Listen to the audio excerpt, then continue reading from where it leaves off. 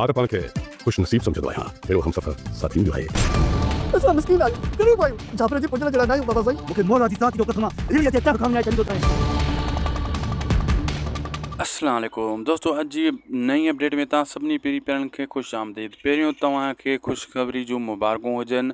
पंहिंजा वरी ड्रामे जा 2 टीज़र अची चुका आहिनि। थी सघे थो जंहिं टाइम ताईं मुंहिंजो वीडियो ॾिसी रहिया हुजो तेसीं ताईं 3 टीज़र बि अची वियो हुजे। दोस्तों, कल्ह खां वठी 2 टीज़र 24 कलाकनि खां पहिरियां 2 टीज़र पंहिंजा वेरी ड्रामे जा सिंध टीवी वारनि ॾेई छॾिया। मां तव्हांखे लगातार उदासी टीवी ते इन ड्रामे जी अपडेट ॾींदो आयुसि ऐं उहा अॼु सची अपडेट अची बीठी। काफ़ी अहिड़ा यूट्यूबर आहिनि जेका अञा ताईं अहिड़े ड्रामनि जी अपडेट ॾेई रहिया आहिनि जेका अञा ताईं उहा ड्रामा आया ई न आहिनि, न उनजी का तस्वीर आई आहे।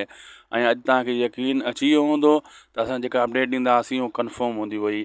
2 टीज़र अची विया। मां तव्हांखे यको चवां पियो, टीज़र ईंदा पहिरियों दोस्तों हिन महीने जे आख़िर में, बाद में जेको आहे न 12 महीने में ड्रामे जा इम्कान आहिनि या 2026 में इम्कान आहिनि। बहरहाल टीज़र जे अचण सां इहो अंदाज़ो लॻी वियो त हाणे हीउ ड्रामो 2026 खां पहिरियां हलंदो। हिन महीने जे आख़िर ताईं पुरमो वग़ैरह अञा 2 टीज़र ॿिया ईंदा दोस्तों हिन ड्रामे जा। पोइ हिकु पुरमो ईंदो ऐं पुरमे खां पोइ हिन जो फस्ट एपिसोड हलायो वेंदो।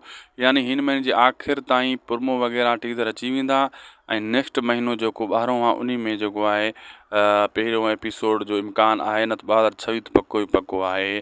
तव्हांखे ख़ुशख़बरी मुबारकूं हुजनि ऐं इन ख़ुशी में उदासी टीवी यूट्यूब चैनल खे ज़रूरु सब्सक्राइब कजो ऐं हिन वीडियो खे जेतिरो थी सघे अॻिते शेयर कयो जीअं ॿियनि दोस्तनि खे अपडेट मिली सघे।